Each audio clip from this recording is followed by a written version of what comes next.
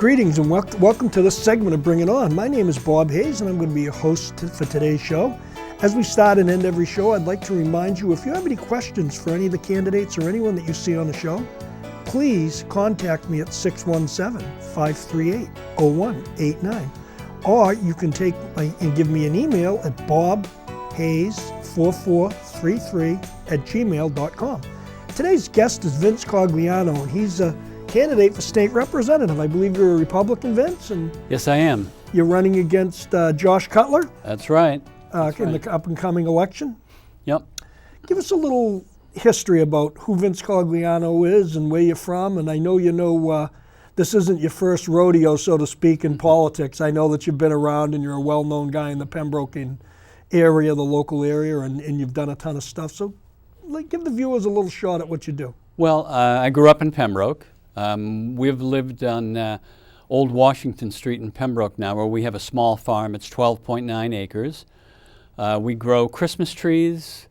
We grow strawberries, pick your own strawberries, and a number of other things. And that's a hobby. My father, who just passed away at 100 years old, started the farm. God bless him, 100 years old. Sorry to hear it. In July, and he was working right up until 6 months ago, doing a lot of work outside and everything else. And I think that was one of the reasons that he did live so long, is that he was active for his whole life. So we've been farming there for a long time. My brother and I primarily run the farm now, but we're also in business too. I've run a lot of different types of businesses. I've worked for a couple of large corporations, but I've also started 3 businesses as well. 2 of them were auto finance companies, just small auto finance companies doing business in several states where we financed used cars for people. Also, I was a selectman in Pembroke for 6 years, and I also was the head of the Plymouth County GOP for about 10 years as well. So I'm familiar with a lot of people and have done a lot of things politically in town. And I saw the opportunity to run for state representative, especially since we have Governor Charlie Baker now, who's a Republican. And Charlie needs people who will support him on Beacon Hill. And I've known him for a long time. He's a good person. He tries to do the right thing. And I'd like to go to Beacon Hill to help him out. Well, Vince, one might say you kind of brought me right into this question right out of the gate. I was going to hold this one back, but one might think in today's climate where we have 2 people running for president, that it's almost like a cartoon show, and all kinds of political stuff going on throughout the country, a lot of people would be running away from politics, not running towards it. You're trying to embrace it. You're trying to throw your hat in the ring. Well, why? I'll be honest with you. I've been asked to run for state representatives many times over the last 20, 25 years. I've always turned it down. I've always felt that going up to Beacon Hill with so many Democrats, it was very hard to get anything done. Beacon Hill is very proud of the fact that they just do the same thing over and over and over. They don't think a whole lot. They don't try new things.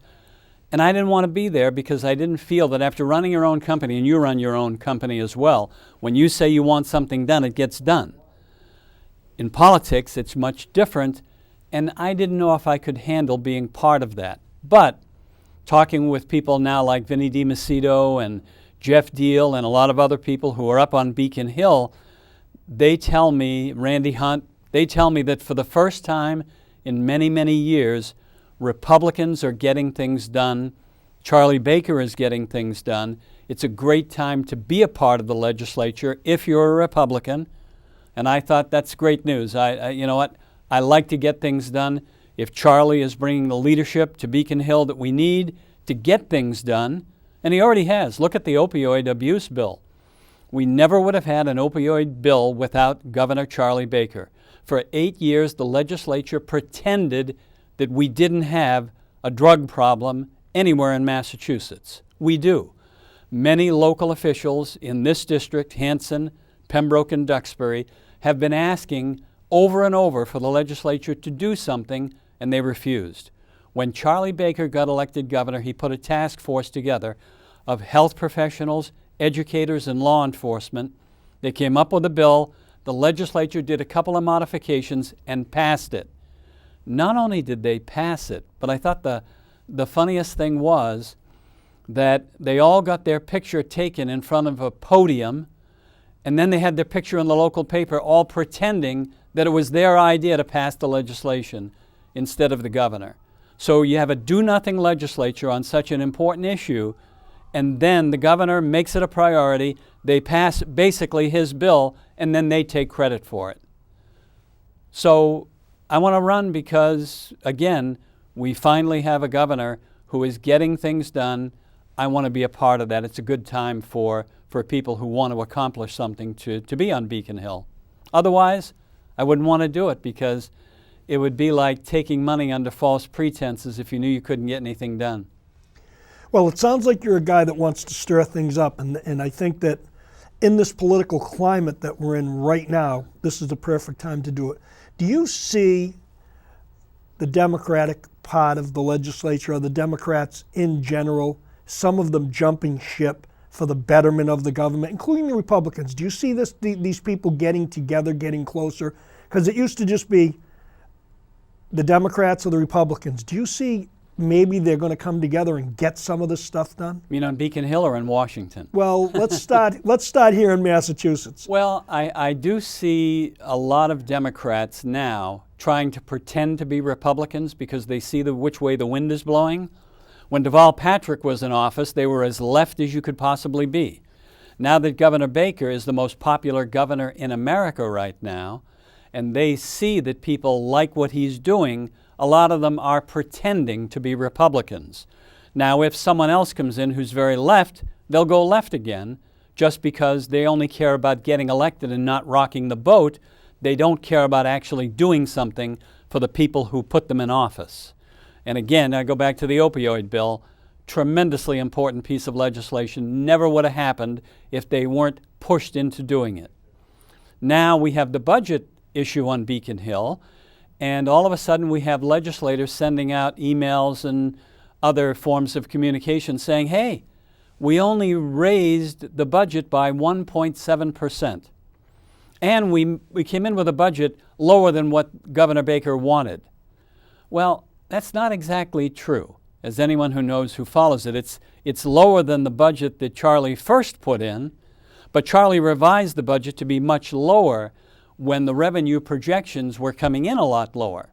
So we're going to bring in as much revenue, not nearly as much as the first budget was predicated on. So Charlie cut the budget.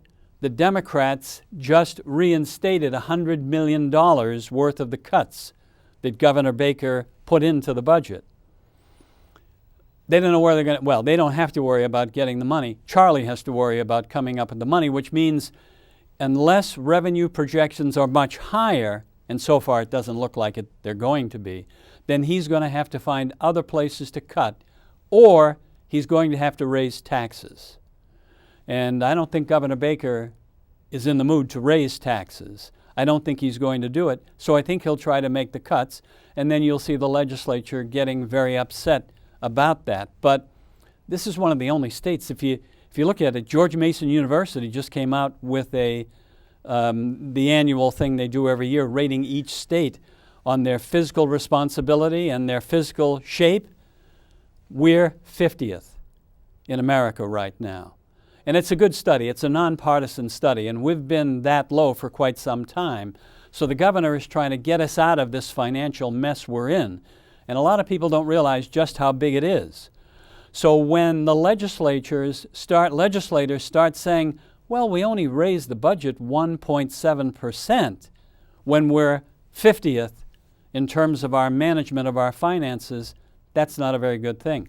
On top of that, they just came out with that the new add-on to the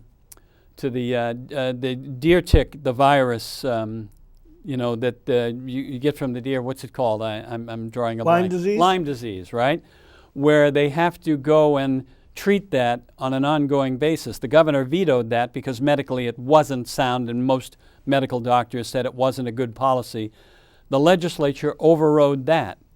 Now, our health care costs in Massachusetts are the highest in America, as you know, and they're getting higher. And one of the reasons why they're so high is that the legislature in Massachusetts has add-ons of over 10% to the cost of health care for all the little things they want to add to it, the average nationwide is 2%. So not only do we have the highest health care costs, but we have a legislature that doesn't know as much as they'd like to think they know about health care, adding things on because they want a better plan than we already have. And as a small businessman, you must know, in my company, when Romney Care came into effect, the first year health care costs went up 28%. The next year, 24%. The next year, 23%. If health care gets any cheaper in Massachusetts, it's going to put us all out of business. I understand that fact. So here we are with a legislature who just, without any real good data, they add on cost to an already expensive health care plan, which puts a burden on employers and on insurers. And what does that do? It hurts job creation. And that's really the tremendous issue. As I go door to door, and I've knocked on a lot of doors, and I've done a lot in Hanson, and people are worried. I mean, they are very worried about if they lose their job, what are they going to do? Where will they get another one? They don't know if they'll be able to get another job. So when you're doing things which hurt job creators and prevents people from either starting a business or adding on to it, you're hurting everyone by doing that. But you're thinking, wow, I'm, whether you want to call it pandering or what else you want to call it, it's like I would like to see one state legislator stand up and say, hey, voters of Massachusetts, you know what? Our state financially is in terrible shape. Our healthcare system in Massachusetts is in terrible shape. It's our fault. We've overreached for the last 25 years. We've added on way too many new programs, way too many new taxes, way too many things that we don't even know what they are anymore. We don't know where your money is being spent. And when I knock on doors and I talk to people and I say, you don't mind paying taxes, do you? Everybody says the same thing. I don't mind paying taxes. I want to know where the money's going. I want to know if it's being spent wisely. And I don't think anybody can say that. And just once, I'd like to see somebody on Beacon Hill actually stand up and say, hey, we screwed up. We're going to level fund or negative fund for the next 5 years until we figure out where the money's going, if it's being spent wisely, if it's having the results that we want to see, and if it doesn't, we'll eliminate that program. That's the bargain we'll make with you, taxpayers, and we won't add any new spending unless we really know exactly where it's going for, what the end result is going to be, and what benefit it's going to be for you. So Vince, just listening to you as you're talking, the first word that comes to my mind is you're looking for a better transparency in government. You don't see any transparency. How do you plan on promoting transparency when there's so many state reps and there's so many Democrats, and we need to get this group together? This is a very difficult task. I personally think you're on the right road. But being on the right road and getting the job done are two different things, and I know it's hard. I'm putting several questions into one. But you look like you're up to this answer. Well, when you run businesses, you have to be able to get along with people. You have to be able to find ways to solve problems. I'll cross the aisle with anybody to try to work with them if they truly want to make a difference. But I don't like the little token things that some people do. We just had a recent bill passed by, someone who, it takes $50 off one of the fees to get into business. I think it's the corporate filing fee or something, $50 off. If $50 is all you're going to do to reduce the cost of getting into business in Massachusetts, that doesn't cut it. I mean, I think we need, just overall, we need agreement with people. We need people to understand that job creation is the most important thing we can do. And the reason for that, and I think there are Democrats, and I think that's one of the reasons why a lot of Democrats on Beacon Hill right now, again, pretending to be Republicans, are standing up and trying to help Governor Baker. Certainly the Speaker is trying to help the governor. I don't know if he wants that, but in fact you can see that he's doing some cooperating. He's having trouble with his own people convincing them that we need to cooperate, but we need to create jobs in this state. And we can't have people on Beacon Hill, and this is what I hear most often is, when I look at his record, all he does is vote for whatever the Speaker tells him to do.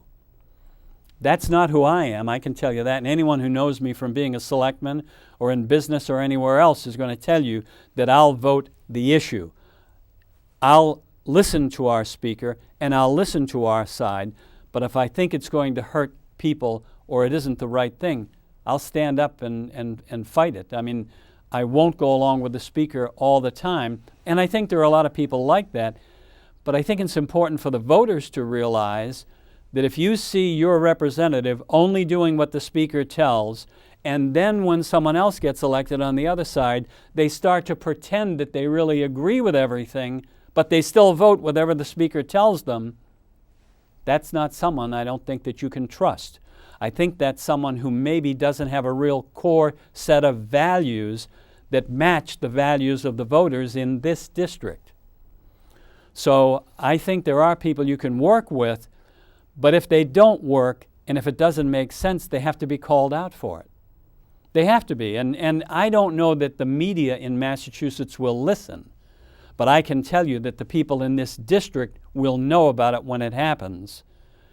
And they'll know who it is, because we need to know that. We can't keep having people say, well, it isn't my state rep. My state rep is really a sweet guy. Everyone likes my state rep. He doesn't vote the way I want him to vote, but he's so nice. I don't care that he's hurting my business. I don't care that he's hurting my family. I don't care if he's increasing costs. It's okay because he's a nice guy. That's not where we can be today. I always tell people, I may not be the nicest person that you're ever going to meet. I try to be nice, but I'm honest. You can trust me. You can find anyone who, when I used to be a selectman, they didn't always agree with me, but they know where I stand and they know why I did something, because I'm not afraid to tell them and to stand up if I think something is right.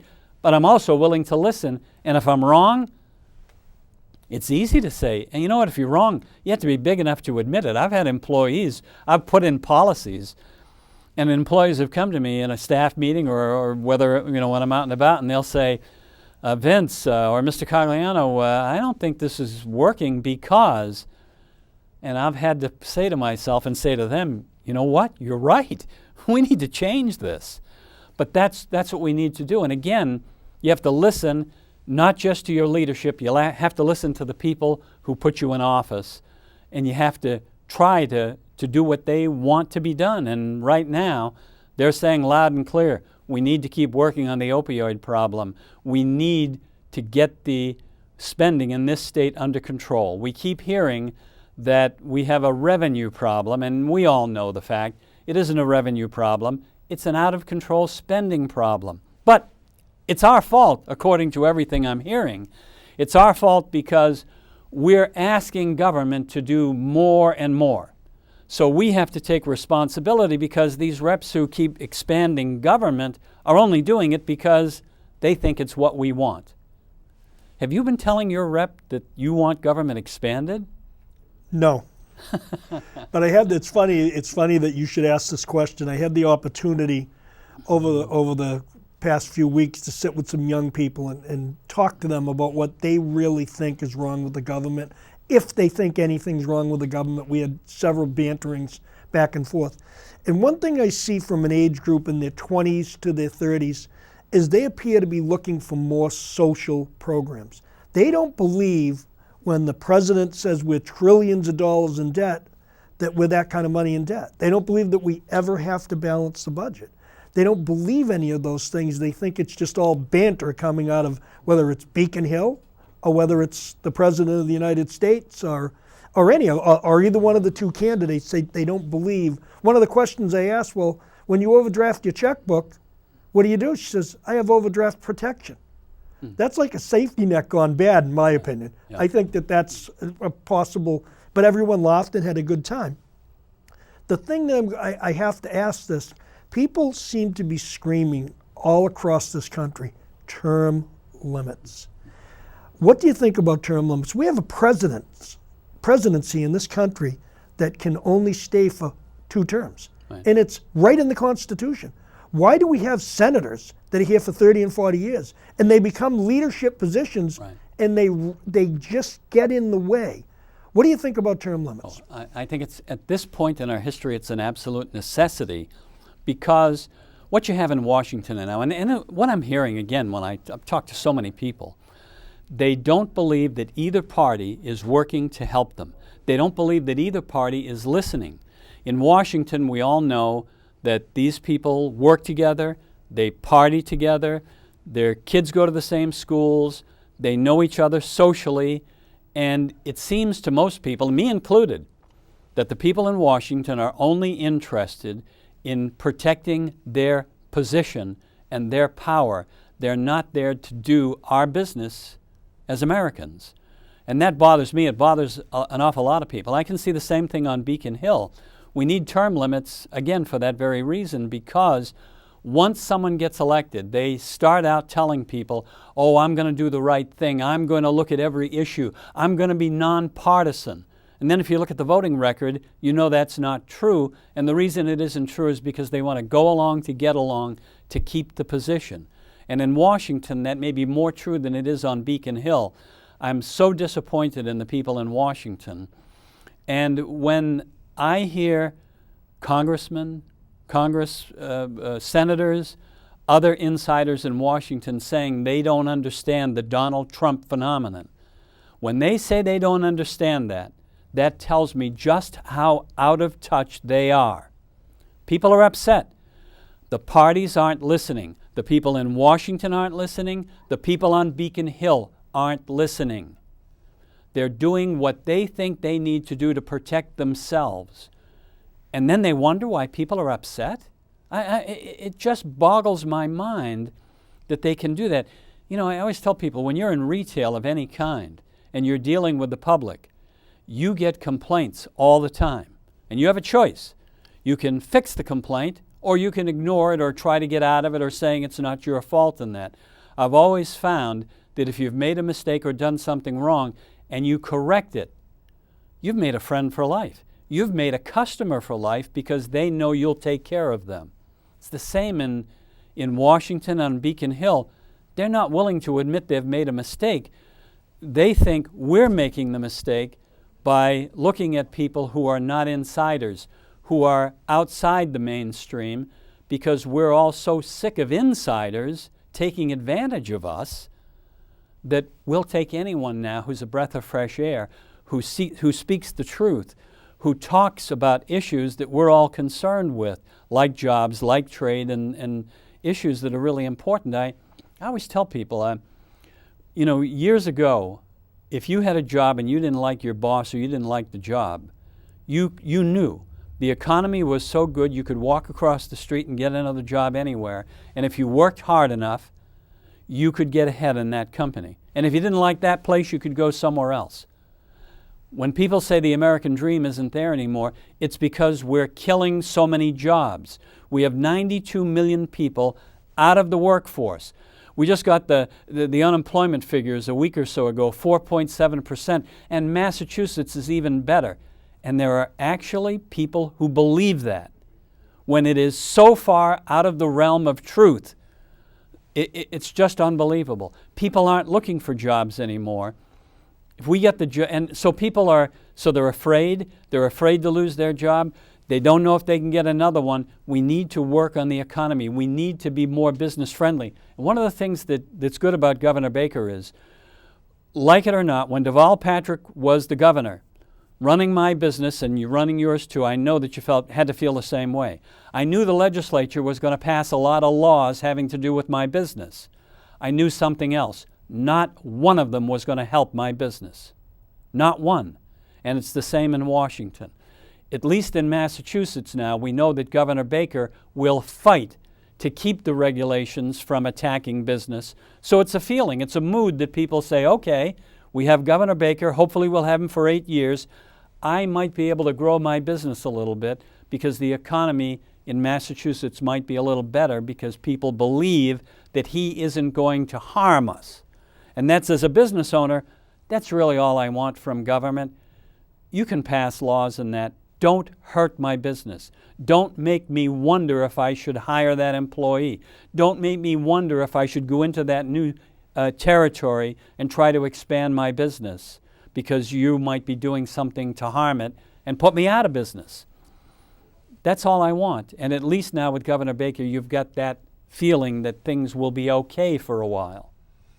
This wishy-washy type voting that you talk about, whether it's Democratic or Republican, right. you know, it gets wishy-washy on both sides of the coin, because you could say the same thing happened during the Patrick administration, that there were Republicans that jumped on that side to keep their jobs. So we're not really pointing fingers at either side of the coin. We're just saying it happens on both sides of the coin is what I think I'm hearing from you. It really does, and it's so unfortunate because that's not why you were sent to Beacon Hill. That's not why. You were sent there to try to do something to help people, to try to make things better, and you have to have the correct priorities, like as I said, and those priorities have to be is to make sure that when we have a crisis like the drug crisis, that we react to it. We don't pretend it doesn't exist. We do something about it. If we have a tax problem or a spending problem, we get that into line. I mean, look at the transportation problem we have in Massachusetts right now, and we need to get that under control, and that has to start with the management. Immediately, the minute we think we have a problem with the T, it's got to be the people who are taking the tickets and doing this and doing that. It's always a management problem to begin with. You start there, and then you find out what the real problems are, and you solve them there. And I have trust and faith in Governor Baker that he understands that, and he isn't going to go on a witch hunt looking at employee problems. It's a management problem. It's always a management problem. Correct that, and then let's see what we can do about making things better. Fortunately, that's what's going on right now with the RMV, but that's a whole nother issue. But Governor Baker has taken that on, and I've had some meetings with him about that, so that's going to change. Vince, we're down to probably a couple of minutes, and I think you and I probably could have gone on for a couple more hours. So in a minute or so, could you tell the people that have watched this show why they should vote for Vince Cogliano? Well, I think that you can vote for me because I'm trustworthy. You'll always know where I stand. You'll know that I'm going to be trying to look out for people and try to do things that give them dignity and provide jobs for them, because nothing is more important than someone having a job and being able to stand on their own 2 feet and be able to feed their family, put clothes on them, provide housing, send them to college, take care of them. You can't do that through any other way than a job. And that's what I think is most important, is doing things that help the economy and help business owners have the confidence to hire people, to expand, to start new businesses. I was talking to supporters of one rep, and I won't say who, but I went through all of that it's about. I said, this rep doesn't care about people because he doesn't care about helping people get jobs. And they looked at me and they said, well, he gives them welfare. And I said, is that what you think is important? Self-sufficiency, dignity, being able to take care of yourself. That's what America has always been about. We need to get back to that. That's the positions I will defend. I'll do everything I can to make sure that people have opportunity and that they're not afraid that they're going to lose their job. And if they do lose it, they'll be able to get another one. Ladies and gentlemen, we're running out of time, so I've got to quickly wrap up. I'm Bob Hayes. I'm your host for today's Bring It On. Call me with questions. Any of my further shows, my number is 617-538-0189, and we'll see you again. Thank you for viewing.